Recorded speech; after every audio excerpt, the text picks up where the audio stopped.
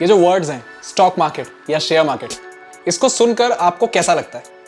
बहुत से लोगों को ये वर्ड्स बड़े ही कंफ्यूजिंग से लगते हैं और कुछ लोगों को ये बहुत डिफिकल्ट से लगते हैं। उनको लगता है कि पता नहीं क्या चलता रहता है न्यूज़ में और टीवी पर, निफ्टी, सेंसेक्स, एनएसई, बीएसई, है क्या आखिर ये सब। बहुत से लोगों को स्टॉक मार्केट से डर भी लगता है। उनको लगता है कि स्टॉक्स में बहुत लॉसेस होते हैं लोगों को। इस वीडियो में मैं आपको शेयर करने वाला हूं स्टॉक्स का और स्टॉक मार्केट का बेसिक नॉलेज। अगर आप स्टॉक मार्केट को समझने में और उससे पैसा कमाने में, प्रॉफिट कमाने में वाकई में इंटरेस्टेड हैं, तो ये वीडियो आपके लिए बहुत नॉलेजेबल होगा। इस वीडियो को एंड तक देखिएगा, मेरी आपसे रिक्वेस्ट है, क्योंकि इस वीडियो के एंड में मैं आपको 3 ऐसे टिप्स बताऊंगा जो आपको डेफिनेटली हेल्प करेंगे स्टॉक मार्केट में सक्सेसफुली प्रॉफिट्स बनाने में और अपने लॉसेस को मिनिमाइज करने में। हर वीडियो की तरह इस वीडियो में भी आगे बढ़ने से पहले मैं आपसे एक बहुत सिंपल सी रिक्वेस्ट करना चाहता हूं। ये वीडियो और मैक्सिमम इंपैक्ट के सभी लर्निंग रिसोर्सेज आपके लिए यूट्यूब पर बिल्कुल फ्री में अवेलेबल है, पर इनको क्रिएट करने में काफी सारे रिसोर्सेज लगते हैं, टीम वर्क लगता है। तो मैं आपसे एक बहुत सिंपल सा सपोर्ट चाहता हूं। मैं चाहता हूं कि आप मैक्सिमम इंपैक्ट को सब्सक्राइब कर लें और इस वीडियो को 5 ऐसे लोगों के साथ शेयर करें जिनको ये वीडियो देखने से एक्चुअली बेनिफिट हो, एक्चुअली इंफॉर्मेशन मिले। आपके सपोर्ट से मैक्सिमम इंपैक्ट की टीम को और स्ट्रॉन्ग मोटिवेशन मिलता है। मैं एक complete 21 day business startup series भी आपके लिए बना चुका हूं। प्लेलिस्ट पे जाइए और उस कंप्लीट स्टार्टअप सीरीज को देख लीजिए। बिजनेस स्टार्ट कैसे किया जाए और कैसे सक्सेसफुली उस बिजनेस को रन किया जाए, कैसे मार्केट किया जाए, इन सभी बातों का काफी इन डेप्थ नॉलेज आपको मिल जाएगा उस सीरीज को देखने से। चलिए अब शुरू करते हैं इस वीडियो को और समझते हैं कि शेयर्स और स्टॉक मार्केट आखिर होता क्या है। देखिए, किसी भी कंपनी को अगर बड़ा होना है, एक्सपैंड करना है अपने आप को, तो अपने आप को मार्केट में एक्सपैंड करने के लिए उसको जरूरत होगी फंड्स की, यानी पैसों की। और फंड्स एक्वायर करने के कई तरीके होते हैं। एंजल इन्वेस्टर्स फंडिंग करते हैं, बैंक्स फंडिंग करते हैं, या फिर आप और हम जैसे लोग भी कंपनीज को फंडिंग कर सकते हैं स्टॉक मार्केट के थ्रू। ये जो फंड्स एक्वायर करने के जितने भी मीडियम हैं, ये 2 कैटेगरीज के अंदर डिवाइड किए गए। पहला तरीका है डेब्ट फाइनेंसिंग और दूसरा तरीका है इक्विटी फाइनेंसिंग। पहला तरीका जो है डेब्ट फाइनेंसिंग, यानी कि कर्ज लेना या फिर लोन लेना। डेब्ट फाइनेंसिंग का सबसे आसान एग्जांपल है बैंक से लिया हुआ लोन। मान लीजिए आप एक बिजनेस रन करते हैं और बिजनेस को अच्छा रन कर पा रहे हैं आप। अब आप डिसाइड करते हैं कि आपको और भी दूसरी सिटीज में अपने बिजनेस को एक्सपैंड करना है और दूसरे सिटीज के भी नए कस्टमर्स को आपको एक्वायर करना है अपने बिजनेस के लिए। अब ऐसा करने के लिए आपको इन्वेस्टमेंट की जरूरत होगी, पैसों की जरूरत होगी। तो आप बैंक के पास जाएंगे, उनको अपना आइडिया प्रपोज करेंगे, उनसे अपना रिक्वायर्ड फंड सेंक्शन करवाएंगे और अपने बिजनेस को आप नई सिटीज में एक्सपैंड करेंगे। अब ये जो फंड्स आपको बैंक ने लोन पर दिए हैं, आपको ये बैंक को इंटरेस्ट के साथ वापस करने होंगे। तो आप जो भी बिजनेस जनरेट करेंगे, उससे आए हुए फंड से आप बैंक की ये लोन चुकाएंगे ईएमआई के द्वारा। ये हो गया डेब्ट फाइनेंसिंग। दूसरा तरीका है इक्विटी फाइनेंसिंग। इक्विटी फाइनेंसिंग में आपको फंड्स मिलते हैं या तो एंजल इन्वेस्टर्स के थ्रू, या फिर वेंचर कैपिटलिस्ट फर्म्स के थ्रू, या फिर स्टॉक मार्केट से। ये जो इक्विटी फाइनेंसिंग के थ्रू मिले हुए फंड्स होते हैं, इनको ना तो आपको रिटर्न करना होता है और ना ही आपको इसके ऊपर कोई भी इंटरेस्ट पे करना होता है। इक्विटी फाइनेंसिंग के थ्रू लिए हुए फंड्स के अगेंस्ट कंपनी अपने इन्वेस्टर्स को कंपनी में हिस्सेदारी देती है। इसका मतलब यह है कि कंपनी को इन्वेस्टर्स से फंड्स मिल जाते हैं और इन्वेस्टर्स उस कंपनी में स्टेक होल्डर बन जाते हैं। इसका मतलब यह है कि जब कोई कंपनी स्टॉक मार्केट से फंड रेज करती है तो वो इक्विटी फाइनेंसिंग होता है। स्टॉक मार्केट एक ऐसा प्लेटफॉर्म है जहां इन्वेस्टर्स कंपनी के शेयर्स परचेज कर सकते हैं, खरीद सकते हैं, और कंपनी शेयर्स बेच सकती हैं पब्लिक से फंड्स रेज करने के लिए। जब कोई कंपनी ये डिसाइड करती है कि उसको अब पब्लिक से फंड्स रेज करने हैं और एक्सपैंड करना है, तो वो अपना आईपीओ लॉन्च करती है। आईपीओ का मतलब होता है इनिशियल पब्लिक ऑफरिंग। आईपीओ के थ्रू कंपनी पब्लिक से फंड्स रेज करती है और उसके अगेंस्ट इन्वेस्टर्स को कंपनी के शेयर्स दे देती है। आईपीओ में डायरेक्टली इन्वेस्टर्स और कंपनी के बीच में ट्रांजैक्शन होता है। जब कोई कंपनी अपना आईपीओ लॉन्च करती है तो उसके आईपीओ इन्वेस्टर्स के लिए 3 से 10 दिन के लिए ओपन रहता है। इस दौरान इन्वेस्टर्स कंपनी के शेयर्स को परचेज कर लेते हैं। एक बार जब ये शेयर्स इन्वेस्टर्स को अलॉट हो जाते हैं तो आईपीओ बंद कर दिया जाता है। आईपीओ में सिर्फ कंपनी से शेयर्स परचेज करे जा सकते हैं। इस वक्त पर, आईपीओ के वक्त पर, आप उन शेयर्स को कहीं भी सेल नहीं कर सकते, कंपनी को भी सेल नहीं कर सकते।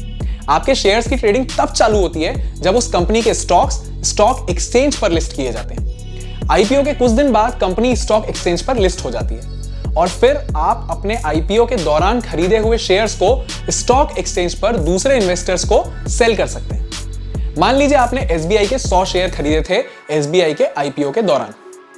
अब जब एसबीआई स्टॉक एक्सचेंज पर लिस्ट हो जाती है तो ऐसे कई और इन्वेस्टर होंगे जो इन शेयर्स को परचेस करना चाहते होंगे। तो ये इन्वेस्टर शेयर्स परचेस करेंगे आपसे और उन लोगों से जिन्होंने इनिशियल आईपीओ के दौरान ये शेयर्स परचेस कर लिए थे डायरेक्टली कंपनी से। अगर इस बात को सिंपल शब्दों में कहें तो आईपीओ में कंपनी के बेचे हुए शेयर्स स्टॉक एक्सचेंज पर लोगों के बीच ट्रांसफर होते रहते हैं। स्टॉक एक्सचेंज पर होने वाले सभी ट्रांजैक्शंस आप और हम जैसे इन्वेस्टर्स के बीच में होते हैं। इसमें कंपनी का डायरेक्टली कोई भी इन्वॉल्वमेंट नहीं होता। आज की डेट में ये सारे शेयर्स की ट्रेडिंग बहुत इजीली आप सिंपल मोबाइल एप्स के थ्रू कर सकते हैं। आप दुनिया में कहीं भी बैठकर बहुत इजीली स्टॉक्स को सेल या परचेस कर सकते हैं। मेरे पर्सनल फेवरेट और ट्रस्टवर्दी ब्रोकरेज फर्म है ZERODHA। मैं ZERODHA की वेबसाइट और मोबाइल ऐप के थ्रू अपने स्टॉक्स को और म्यूचुअल फंड्स को मैनेज कर लेता हूं इजीली कहीं पे भी बैठकर। और ये पर्टिकुलर ऐप, ये पर्टिकुलर ब्रोकरेज फर्म मुझे इसीलिए भी ज्यादा पसंद है क्योंकि इनके ब्रोकरेज चार्जेस भी काफी कम है किसी भी और स्टॉक ब्रोकरेज फर्म के कंपैरिजन में।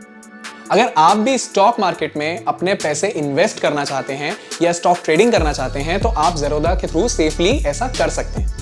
मैंने डिस्क्रिप्शन में नीचे आपके लिए ZERODHA की लिंक डाल दी है। इस वीडियो को पूरा देखने के बाद आप इजीली अपना डीमैट और ट्रेडिंग अकाउंट ZERODHA का यूज करके खोल सकते हैं। तो एसबीआई ने अपना आईपीओ लॉन्च किया और लोगों से फंड्स रेज किए और अब जब एसबीआई स्टॉक एक्सचेंज पर लिस्ट हो गया है तो एसबीआई के शेयर्स इन्वेस्टर्स के बीच ही एक्सचेंज हो रहे हैं। चाहे आप आईपीओ में शेयर्स परचेस करें या आप स्टॉक मार्केट में शेयर्स की ट्रेडिंग करें, आपको सबसे बेसिक नीड है आपकी एक डीमैट अकाउंट की और एक ट्रेडिंग अकाउंट की, जो आप इजीली ZERODHA जैसी किसी भी स्टॉक ब्रोकरेज फर्म के साथ खोल सकते हैं। आपका डीमैट अकाउंट आपके बैंक सेविंग अकाउंट की तरह ही होता है। फर्क सिर्फ इतना होता है कि आपके सेविंग्स अकाउंट में आप पैसा रखते हैं, you keep your money into it, और आपके डीमैट अकाउंट में आप अपने परचेस करे हुए शेयर्स को स्टोर करते हैं। स्टॉक मार्केट ट्रेडिंग के लिए सुबह 9:15 बजे से लेकर दोपहर 3:30 बजे तक ओपन रहता है। इंडिया के 2 मेजर स्टॉक एक्सचेंज हैं, NSE और BSE। NSE है नेशनल स्टॉक एक्सचेंज और BSE है बॉम्बे स्टॉक एक्सचेंज। NSE और BSE दोनों पर ही हजारों कंपनीज लिस्टेड हैं। तो स्टॉक मार्केट का स्टेटस समझने के लिए आप इन सभी कंपनीज को एक साथ तो ट्रैक कर नहीं सकते, इसलिए कुछ ऐसे पैरामीटर्स बनाए हुए हैं, इंडाइसेस बनाए हैं जिनके बेसिस पर आप स्टॉक मार्केट का स्टेटस ट्रैक कर सकते हैं। नेशनल स्टॉक एक्सचेंज के पैरामीटर को कहते हैं निफ्टी और बॉम्बे स्टॉक एक्सचेंज के पैरामीटर को कहते हैं सेंसेक्स। सेंसेक्स वर्ड बना है 2 शब्दों से मिलाकर, सेंसिटिव और इंडेक्स। सेंसेक्स बनता है BSE पे लिस्टेड अलग अलग सेक्टर्स की 30 वेल एस्टेब्लिश्ड कंपनीज से। सेंसेक्स का मूवमेंट इन 30 कंपनीज के परफॉर्मेंस के ऊपर चलता है। और निफ्टी जो कि NSE का पैरामीटर है, ये बना होता है 2 वर्ड से, नेशनल और 50। निफ्टी में अलग अलग सेक्टर्स की 50 वेल एस्टैब्लिश्ड और टॉप परफॉर्मिंग कंपनीज शामिल होती हैं। तो निफ्टी का मूवमेंट इन 50 कंपनीज की परफॉर्मेंस पर डिपेंड करता है। निफ्टी और सेंसेक्स में जो कंपनीज शामिल होती हैं वो ऑलमोस्ट सारे बड़े सेक्टर्स को कवर कर लेती हैं, जैसे कि फार्मास्यूटिकल्स या IT, energy, telecom, infrastructure, financial services और बाकी बड़े बड़े सभी सेक्टर्स। इसलिए निफ्टी और सेंसेक्स के ओवरऑल परफॉर्मेंस को ही स्टॉक मार्केट का परफॉर्मेंस मान लिया जाता है। अब सवाल यह है कि इन्वेस्टर के तौर पर आप स्टॉक मार्केट में इन्वेस्ट करने से आपको कैसे रिटर्न्स मिल सकते हैं। आपको रिटर्न्स 2 तरीके से मिल सकते हैं। पहला तरीका है डिविडेंड्स और दूसरा तरीका है कैपिटल एप्रिसिएशन।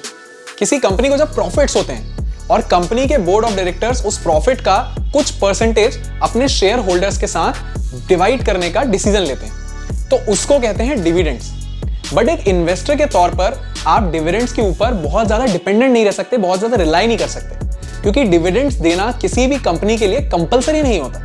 और ज्यादातर कंपनीज अपने प्रॉफिट्स को अपनी कंपनी की ग्रोथ में ही रीइन्वेस्ट करना प्रेफर करती हैं, स्पेशली अपकमिंग कंपनीज या छोटी कंपनीज।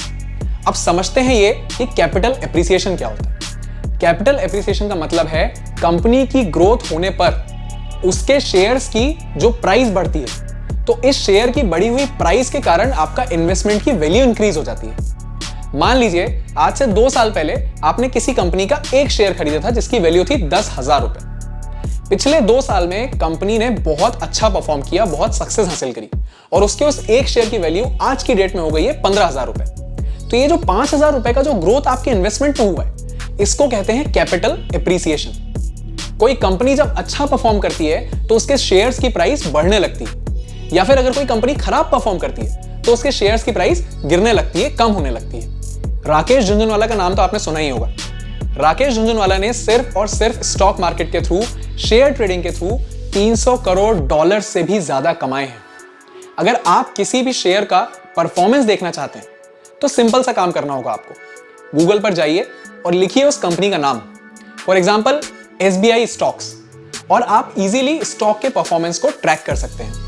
कमेंट में जाकर मुझे बताइए कि आप स्टॉक मार्केट में पैसा इन्वेस्ट करते हैं। ज्यादातर लोग किसी भी इंफॉर्मेटिव वीडियो को पूरा नहीं देखते और आधी अधूरी इंफॉर्मेशन से ही अपना काम चला लेते हैं। पर क्योंकि आपने अभी तक इस वीडियो को देखा है और आप कंटिन्यूअसली देख रहे हैं, यानी आप इंफॉर्मेशन लेना चाहते हैं, तो ये वो 3 टिप्स हैं जिनके थ्रू आप स्टॉक मार्केट में अपना लॉस को मिनिमाइज कर सकते हैं और अपने प्रॉफिट के चांस को बढ़ा सकते हैं। Tip number 1 is that you should invest only your surplus money. आप अपनी रिस्क टेकिंग कैपेसिटी को एनालाइज करिए, समझिए, और जोश में आकर ज्यादा पैसा मत लगाइए। Only invest the extra money you have. Second tip is that you should start with less money to minimise losses. देखिए, फर्स्ट अटेम्प्ट में आपको प्रॉफिट आ जाएगा, इस बात की बिल्कुल गारंटी नहीं है। आपको प्रॉफिट जरूर आएगा, पर कुछ गलतियों से सीखने के बाद, कुछ लर्निंग एक्सपीरियंसेस के बाद। तो अपने इनिशियल इन्वेस्टमेंट्स को छोटा रखिए और अपनी गलतियों से सीखते चलिए। Third and last tip for you is that you should keep learning. आंख बंद करके स्टॉक मार्केट में पैसा इन्वेस्ट नहीं करना है। कंपनीज की परफॉर्मेंस को स्टडी करिए, पास्ट परफॉर्मेंस को, उनके फ्यूचर के प्रोस्पेक्टिव को स्टडी करिए। इसके बाद अपने पैसों को स्टॉक मार्केट में इन्वेस्ट करिए। ज़ेरोधा एक ऐसा ब्रोकरेज फर्म है जो आपको स्टॉक मार्केट के ऊपर ट्रेनिंग भी देता है, वो भी फ्री में। लिंक मैंने डिस्क्रिप्शन में डाली दी है। अगर आप स्टॉक मार्केट में इन्वेस्ट करने में और प्रॉफिट्स बनाने में वाकई में इंटरेस्टेड हैं तो आप नीचे दी हुई लिंक पर क्लिक करके ज़ेरोधा के साथ अपना फ्री अकाउंट ओपन कर सकते हैं। And one more additional tip for you, diversify your investments.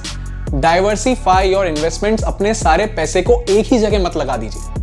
Park your money into different sectors, अलग अलग जगह लगाइए। ऐसा करने से आप लॉसेस को मिनिमाइज कर लेंगे, रिस्क को मिनिमाइज कर लेंगे और प्रॉफिट के चांस को इंक्रीज कर लेंगे। तो दोस्तों, अगर आपको ये वीडियो इंफॉर्मेटिव लगा हो तो इसको 5 लोगों के साथ जरूर शेयर कर दीजिएगा। आपके दिए हुए इस छोटे से एप्रिसिएशन से हमें बहुत मोटिवेशन मिलता है आपके लिए ऐसे फ्री बट पावरफुल कंटेंट को बनाते रहने का। मैक्सिमम इंपैक्ट को सब्सक्राइब कर लीजिए ताकि आप मुझसे कनेक्टेड रह सकें। Thank you for watching this video. Take care, bye bye.